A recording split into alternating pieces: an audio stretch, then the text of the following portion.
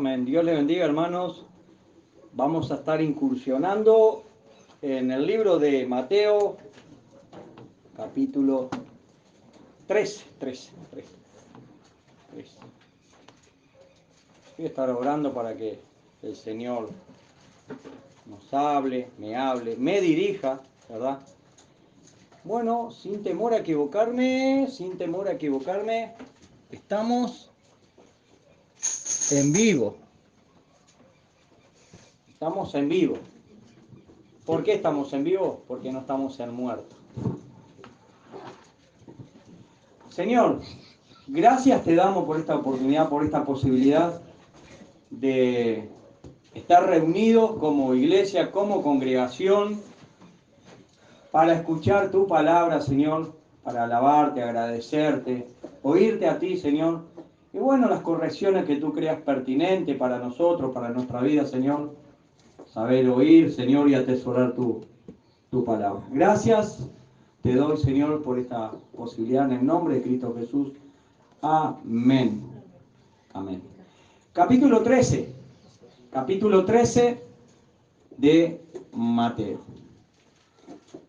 Parábola del sembrador tiene el título en mi texto y creo que el de usted también. Dios le bendiga a todos los que pueden estar por allí atrás, por allí adentro o por allí afuera, no sé. Como decía hace un rato, estamos en vivo. ¿Por qué? Porque no estamos en muerte, ¿verdad? Que Dios le bendiga. Dice Mateo capítulo número 13, del verso al 1 al 9, vamos a estar leyendo. Aquel día salió Jesús de la casa y se sentó junto al mar, y se le juntó mucha gente, y entrando él en la barca, se sentó, y toda la gente estaba en la playa, y él les habló muchas cosas, por parábolas, diciendo: He aquí el sembrador salió a sembrar, y mientras sembraba, parte de la semilla cayó junto al camino, y vinieron las aves y la comieron. Parte cayó en pedregales, donde no había mucha tierra, y brotó pronto, porque no tenía profundidad de tierra. Pero, salido el sol, se quemó, y porque no tenía raíz, se secó. Y parte cayó entre espinos, y los espinos crecieron y la ahogaron. Pero parte cayó en buena tierra, y dio fruto, cual a 100, cual a 60, y cual a 30 por uno. El que tiene oídos para oír, oiga. Famosa parábola, ¿verdad?, del sembrador. Aquel día salió Jesús de la casa y se sentó junto al camino. Aquel día, cierto día, Jesús salió de la casa y se sentó junto al mar. ¿Qué día fue aquel? No importa. ¿De qué casa salió? Tampoco importa. Lo que sí nos importa aquí es el mensaje, la enseñanza dada por el maestro. Aquella enseñanza que dio. Aquel día salió Jesús de la casa y se sentó junto al mar. En aquel contexto histórico, las personas se sentaban en el suelo. Bueno, hoy también lo hacemos, ¿verdad? Pero era costumbre en aquel lugar. Quizás no había tantos celulares o algo, no sé. En fin, era la costumbre. En Mateo 11:6 vemos los niños sentados para jugar. En Marcos 10:46 vemos a los ciegos, entre ellos Bartimeo, sentado en el borde del camino. En Marcos 2:6, algunos sentados pensaban. Eso es lo que dice el texto. Algunos sentados, ¿qué hacían? Pensaban. En Marcos 3:32 vemos a las multitudes sentadas en el suelo para oír a Jesús. Y aquí el Señor salió de la casa y se sentó junto al mar. Todos se sentaban, el Señor también. O no se cansó el Señor y se sentó en el pozo. ¿verdad? En el brocal del pozo. Verso 2, y se le juntó mucha gente entrando en la barca, se sentó y toda la gente estaba en la playa. Y se le juntó mucha gente y entrando él en la barca, se sentó y toda la gente estaba en la playa. ¿Por qué se le juntó mucha gente? Porque la gente seguía a Cristo. ¿Y por qué la gente seguía a Cristo? Porque Cristo hacía milagros y prodigios. Porque Cristo alimentaba, porque Cristo sanaba, porque Cristo enseñaba como quien tiene autoridad, como Dios que era. Pero no era solamente eso lo que atraía a las personas, a Cristo Jesús. Hay personas que salen a la esquina para ver los problemas del barrio, ¿o no? Pasa algo en la esquina, un malón de gente enseguida vemos, observando qué pasa, qué pasó, qué pasó, qué pasó. ¿Cómo se le llama? En México se usa mucho esta palabra, los chusmas. ¿No? Nos decía el Chavo del Ocho, chusma, chusma, ¿no? Los chusmas sociales son bisagras que si no están en las puertas, ¿dónde están? En las ventanas, ¿verdad? ¿Qué atraía a otras personas? ¿Qué era lo que lo atraía a Jesús? Pues los conflictos, las confrontaciones que se daban con Jesús por parte de los escribas y fariseos. Y todo esto que hacía, captaba la atención de las personas. Algunos venían por alimento, otro por una sanación, otro que pasa, y otro esperando que haga un problema acá. Porque le gustan los conflictos. O sea que había de toda clase de gente que seguía a Jesús por un motivo, causa o razón. No eran todos por la misma razón. Así que, por una razón o por otra, las personas iban en torno a Jesús, le seguían, iban detrás de él. Y se le juntó mucha gente en esta ocasión. Quizás la razón por la cual el Señor fue a sentarse junto al mar es porque la casa estaba abarrotada de personas. Tal vez, quizás. Quizás en enseñar al aire libre, en esa ocasión fuera mejor. Mucha gente en la casa, vamos afuera, ¿verdad? ¿Y qué hizo el Señor? Pues consiguió un púlpito flotante para seguir enseñando y entrando en la barca, ¿verdad? Desde allí, Él enseñaba. Así que Jesús ahora desde la barca seguiría predicando, enseñando a toda la gente que estaba en la playa. Las personas estaban sentadas en asientos de primera clase. ¿Dónde? En el suelo. Mejor asiento que hay. Escuchando las enseñanzas del Maestro y Señor de señores. Allí estaba el buen pastor dando el alimento necesario a todos. ¿Por qué? Porque Cristo Jesús amaba a las personas y quería que procedan al arrepentimiento. El primer mensaje de Jesús fue arrepentidos, siguiendo lo que Juan el Bautista venía diciendo. Arrepentidos, ¿por qué? Porque el reino de los cielos se ha acercado. Y vaya que el Señor mismo es el reino de los cielos. Su mensaje, su palabra. Hermanos, seguían todos a Jesús. Uno por comida, otros por sanidad, otros para oír sus enseñanzas y aún otros para ver los conflictos que causaban escribas y fariseos a Jesús. Los escribas y fariseos eran un dolor de cabeza para Jesús, pero allí estaban, ¿verdad? Y Jesús utilizaba esos conflictos como catapulta ¿para qué? Para dar la enseñanza. Verso 3, y les habló muchas cosas por parábolas, diciendo, he aquí, el sembrador salió a sembrar. Cristo Jesús les enseñó largo y tendido. ¿Por qué? Pues les habló de muchas cosas. Si le habló de muchas cosas, es porque le habló largo. Algo parecido como Pablo cuando estuvo hasta el otro día predicando, enseñando que Eutico se cayó. Habló Pablo de muchas cosas también en ese contexto.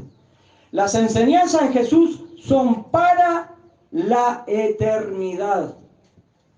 Jesús habló en esta ocasión por medio de parábolas. ¿Qué es una parábola? Es una figura literaria. Algunos le llaman una figura de dicción. La parábola, la palabra parábola, está formada por dos vocablos, por dos palabras, valga la redundancia. La primera es para, que significa al lado de o junto a. Y la segunda palabra es valo, que significa arrojar, lanzar, echar, tirar. Por eso algunos dicen que la parábola es tirar una historia hacia adelante. Es contar, narrar una historia hacia adelante. ¿Verdad? Porque va a tener un propósito más adelante. O sea que estas dos palabras juntas significa aquello que se coloca al lado de otra cosa para demostrar la semejanza entre las dos. ¿Verdad? Eso es lo que hace la parábola. Así que la parábola es una semejanza, ¿no? El reino de los cielos es semejante a. ¿Verdad? El reino de los cielos es semejante a. Y ese a es lo que vaya a mostrar. La parábola es mucho más extenso que un símil. Un símil es una figura también. La figura literaria llamada parábola narra cosas que le son conocidas al oyente presencial. La parábola toma elementos de la vida cotidiana para comunicar una enseñanza espiritual. Por regla general, una parábola se compone de tres partes. Una es la ocasión, el momento que surge algo, el relato y la explicación. Interpretar bien las parábolas es esencial. Bueno, Papo creo que sabe esto, que muchos de las parábolas sacan doctrina, ¿verdad? Y de ahí no se puede sacar doctrina. Sí, una enseñanza. Interpretar bien las parábolas es esencial, ya que hay muchos que no entienden las figuras literarias y le hacen decir al texto algo que el texto no está comunicando. Muchas veces pasa eso, que leemos un texto bíblico, lo descontextualizamos y hacemos comunicar al texto bíblico algo que el texto bíblico no está diciendo. ¿Por qué? Por mala comprensión del texto o de las palabras. Y para interpretar bien debemos de tener muy presente las tres partes que componen una parábola: la ocasión, el relato y la aplicación. Debemos también de comprender que en la parábola hay una verdad que es la principal. O sea, debemos de tener en cuenta la enseñanza principal de la parábola para no perder el hilo conductor. Una de las cosas que no podemos hacer es alegorizar las parábolas, algo que muchos hacen. Alegorizar toda la Biblia. Y ahí es donde terminas comunicando algo que la Biblia no dice. ¿Que la Biblia contiene alegoría? Sí, pero no toda la Biblia es alegoría. ¿Me siguen? Amén. Tampoco una parábola es una base para crear y hacer una doctrina, lo que recién le decía Diego. Aquí el Señor Jesús habla del misterio del reino de los cielos y Jesús comienza con la parábola del sembrador. El sembrador, o sea, la figura del sembrador, era conocida por Israel. Era muy común ver en los campos arados a un sembrador que esparciendo la semilla. Y Jesús, tomando aquella escena social, les narra la parábola del sembrador. Así que podemos decir, Galilea, tierra de sembradores. Y ojalá Dios quiera, Toledo, la iglesia cristiana berea, tomando el ejemplo de Jesús, sea también una tierra, un lugar de sembradores, que siembren la palabra. Como aquel himno, sembraré la palabra preciosa, sembraré, sembraré. Qué bueno que podamos hacer eso. ¿Cómo comienza el relato de Jesús? He aquí, o sea, presten atención a lo que voy a decir. Observen, Jesús captaba la atención. Estén muy atentos, miren lo que voy a decir. Y ahí Jesús comenzó su parábola diciendo, el sembrador salió a sembrar. Verso 4. Y mientras sembraba, parte de la semilla cayó junto al camino y vinieron las aves y las comieron. El sembrador salió a sembrar, pero mientras el sembrador sembraba, parte de la semilla, al esparcirla, cayó junto al camino. Pasa esto, ¿verdad? Cuando te tira la semilla así, viene el viento, el aire, sopla y la tira fuera del camino. Y al caer junto al camino, que es una parte dura del terreno, ¿qué pasa? No germina la semilla. Las semillas quedan en la superficie dura, entonces vienen las aves y se la comen. Nosotros estamos acostumbrados a ver eso por acá. No vemos los pajaritos como vienen buscando algo. Cuando movemos la tierra, ¿verdad? Están las gallinas también. Así que las aves precipitadamente se comen aquella semilla que cae en la tierra dura que el sembrador salió a sembrar en la tierra de Galilea. ¿Cuánta tierra seca y dura hay en nuestro mundo hoy? Nosotros éramos tierra dura. Debemos de trabajar bien aquella tierra que pretendemos sembrar. Verso 5. Parte cayó en pedregales donde no había mucha tierra y brotó pronto porque no tenía profundidad de tierra. El sembrador esparce la semilla, pero parte de ella fue a caer en un lugar donde no había mucha tierra. Era un lugar de muchos terrones, tal vez, quizás. O sea, una tierra a la vera del camino, al costado, sin romper los terrones. Imagínense un lugar con balastro y pedregullo. Nosotros lo vemos eso, ¿verdad? Allí fue a dar aquella semilla. Las semillas, estas brotaron muy rápido. ¿Por qué? Por la acción del sol. Pero no podían profundizar sus raíces porque el terreno era duro. Estas semillas brotaron muy rápido. ¿Y qué pasó? Murieron.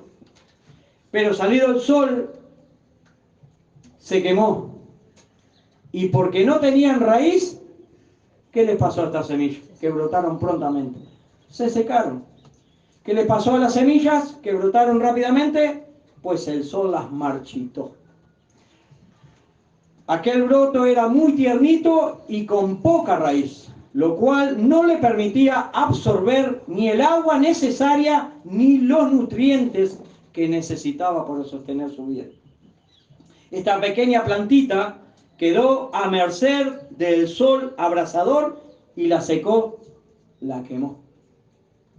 La semilla que brotó rápido en pedregales no tuvo opción para seguir viviendo. Aquella semilla no tenía la posibilidad para desarrollarse y crecer. Así que, ¿qué le pasó? Se murió. ¿Y cuál fue la razón por la que no pudo seguir viviendo? Pues aquella semilla no había desarrollado las suficientes raíces, ya que su raíz era muy superficial. Entonces salió el sol y la quemó y se secó. Si nosotros le damos una aplicabilidad a esto espiritualmente a muchos cristianos que hoy están apartados, le pasó esto. De oída me habían oído, pero no profundizaron la palabra. Por eso no somos consecuentes, porque solamente algunas paráfrasis oímos de Dios, pero no conocemos su palabra. Verso 7. Y parte cayó entre espinos, y los espinos crecieron y la ahogaron. Aquí el Señor Jesús nos habla de aquella semilla que han caído entre espinos. Aquellos espinos crecieron y no permitieron que las semillas brotaran, ni arraigaran, ni germinaran. La vida de aquella semilla no se propagó más allá en el tiempo. O sea, no avanzó más allá. Las semillas perecieron por lo sombrío de aquel lugar lúgubre, ¿verdad? O sea que ni el sol de lleno, ni sombra. Necesita esa parábola, ¿verdad? Sol y sombra, sol y sombra. De las dos formas muere, o mucha exposición al sol, o estar en un lugar sombrío. Los espinos crecieron y ahogaron a aquella semilla. El mundo oscuro, ¿qué hace? Te mata. Verso 8. Pero parte de aquella semilla, cayó en buena tierra. Dio fruto cual a 100, cual a 60 y cual a 30 por uno. ¿Qué es lo que hace Jesús con el relato de su parábola? Acá donde quiere llegar. Pero parte cayó en buena tierra, dio fruto cual a 100, cual a 60 y cual a 30 por uno. Jesús procura conducir a los que están escuchando que presten su atención a esta semilla que sí ha caído en buena tierra. Jesús dice, pero parte de esas semillas cayeron en buena tierra. La tierra en donde aquellas semillas cayeron han sido trabajadas con antelación, aquella tierra. La tierra en donde aquellas semillas cayeron han sido trabajadas con antelación. Esta tierra carecía de piedras, esta tierra no tenía yuyos, esta tierra no tenía terrones, esta tierra tenía la humedad apropiada. O sea, para plantar nosotros necesitamos trabajar el terreno y dejarlo apto para sembrar. Y eso lleva un trabajo que a veces no queremos hacer. Esta tierra puede ser usted, hermano. Esta buena tierra. Aquí en esta buena tierra, las aves ya no pueden arrebatar las semillas porque el sembrador allí está presente. ¿Quién es el sembrador? Cristo Jesús. Él es el sembrador.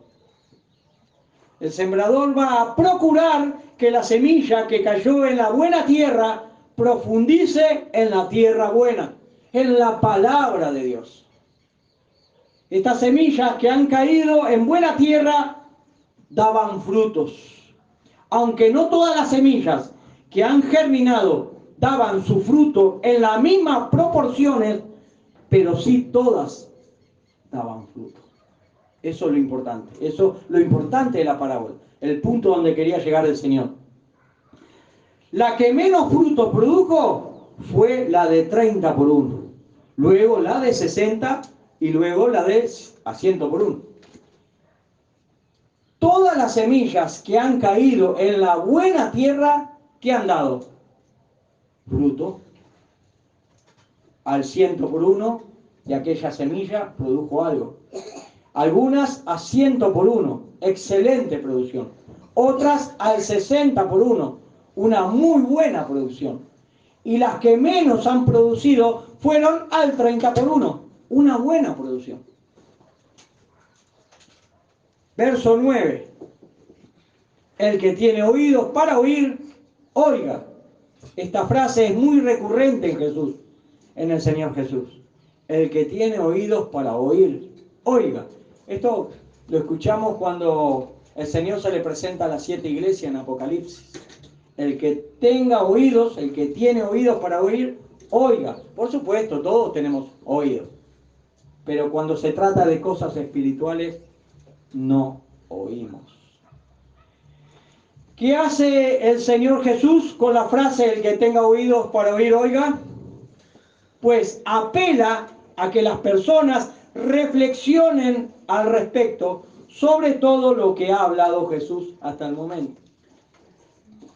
Hermanos, cuando se leen las Escrituras, no basta solo con prestar atención a las palabras dichas o leídas. Está bien hacerlo, eso está bien, pero mucho más profundo y necesario es reflexionar al respecto.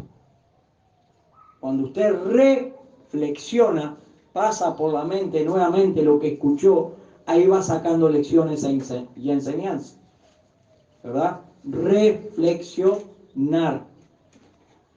El Señor dio el significado de la parábola, así que si somos esa buena tierra, debemos de dar fruto, ya que todas aquellas semillas cayeron en diferentes clases de suelo.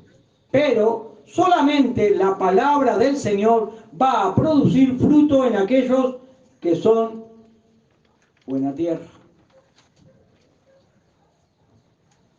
Así que espero que este sea su caso, que usted sea una muy buena tierra. Dice el Señor Jesús, el que tenga oído para oír, oiga. Y el que tenga ojos para ver, vea. Esto lo agregué yo. Dios siempre quiere sembrar la verdad en nuestras vidas. Y la verdad es Cristo Jesús. Amén. Amén. Gracias. La buena tierra debe producir frutos dignos de arrepentimiento. O sea, permitir que la semilla, o sea, la palabra dada por el sembrador, que es Cristo Jesús, dé fruto en la buena tierra donde fue sembrada. El sembrador desafía con su semilla a cada uno de quienes le escuchen. Cristo Jesús nos desafía a todos con su palabra. Si escuchares la voz de Dios hoy, no endurezcas tu corazón. Si escuchares la voz de Dios. Tenemos la posibilidad también de hacer ¿qué? Y muchas veces lo hacemos. No solo tenemos la posibilidad, la aprovechamos y no oímos. Estas personas que escuchaban al Señor Jesús estaban cerca de Jesús, pero muy distantes espiritualmente de Él. Por eso cuando leemos Efesios, dice que hay que estar localizados en Cristo, en Cristo, en Cristo. No basta con estar cerca, ni seguirle, ni estar en la juntadera, como leímos que todos iban a ver qué pasaba con Jesús, pero no estaban en Cristo Jesús, estaban en la suya. Estas personas que escuchaban al Señor Jesús estaban cerca de Jesús, pero muy lejos, muy distantes espiritualmente del Maestro. Y es por esta razón que Jesús habló en parábolas. Por la dureza del corazón, Jesús vino a los suyos, pero los suyos le rechazaron. ¿Verdad que Jesús es amor? Claro que sí. Juan 3:16, 17, 18 y 19 da las razones de por qué se rechaza al Señor. Porque la obra de la humanidad que son malas. Aquellos eran una mala tierra para sembrar la semilla del reino de Dios. El que tenga oídos para oír, oiga. Tengamos presente que el Señor Jesús les habló por intermedio de muchas parábolas, muchas cosas. Si usted lee Mateo, no solamente en Mateo 13 hay parábolas, más adelante está lleno de parábolas. Dios quiere que todos procedan al arrepentimiento, pero ya hemos visto que no todas las semillas llegaron a dar frutos. Cuando habla de la semilla está hablando de la persona, o sea, de la palabra de Dios que cae en la tierra. Esa tierra es la persona. Y en esa persona, que es esa buena tierra, tiene que germinar esa palabra de esperanza y hacerse carne con la ayuda del Espíritu Santo. Qué bueno es que el sembrador preparó la buena tierra y en esa buena tierra es donde se han producido frutos. ¿Cuál es la voluntad del sembrador? Que la semilla sea plantada en la buena tierra y que esta buena tierra produzca frutos. Es como si tenemos una quintita nosotros. Queremos que dé lo que nosotros plantamos, ¿sí o no? Claro, nosotros no tenemos experiencia de labrar la tierra. En mi caso, cero. Si me nace una lechuga, gracias Señor, qué sembrador que soy. Tremendo, ¿no? Que la semilla sea plantada en la buena tierra y que esta buena tierra dé frutos. Eso esperamos. Si tenemos una planta que crezca, si plantamos un limonero que nos dé limones, ¿verdad? Esperamos ese resultado. Dios espera del Hijo de Dios también ese fruto. ¿Anhelamos la palabra de Dios? la semilla. Hermano, usted que es tierra, ¿anhela la palabra de Dios? Dependiendo de la respuesta que demos, seremos la buena tierra o la mala tierra. El que tenga oídos, oiga. Solamente quien es hijo de Dios se interesará por recibir la palabra de Dios con toda solicitud. Recuerden que Israel esperaba al Mesías, pero cuando vino el Mesías, la palabra hecha carne, lo rechazaron. El que tenga oídos para oír, oiga. Solo quien ha nacido de nuevo va a querer saber y conocer lo que el Señor está enseñando. ¿Tú qué eres? ¿Buena tierra o mala tierra? ¿Qué somos nosotros? ¿Ovejas o cabras? Cantaron una alabanza hoy los cabritos, ¿no? Todo hijo de Dios debe de permitir que el Espíritu Santo dirija su vida para producir los frutos, el fruto del Espíritu, Gálatas 5, que Dios quiere que todo el que ha nacido de nuevo, todo el que ha nacido de nuevo, debe de ir a ese fruto de Gálatas 5. Amor, paz, benignidad, todo lo que habla, ¿no? Léaselo, Gálatas 5, 22. Permitamos que la verdad del Evangelio permee, ingrese a nuestros corazones, a nuestra mente. Muchos hoy en la iglesia no están respondiendo adecuadamente a las demandas del vivir cristiano. Es más, muchos hoy en la iglesia contradicen al mismo Señor de la iglesia. Contradicen a Jesucristo. Mi deseo, hermanos, es que seamos esa buena tierra que recepciona la semilla, que es la palabra de Dios, y que en breve comience a dar los frutos que Dios espera de cada uno de nosotros. Cada uno a su medida, al 30, 60 o al 100, no importa, pero que produzca. Eso es lo que espera el Señor. Que Dios le bendiga, que esta palabra, este mensaje, es una palabra muy conocida, ¿verdad?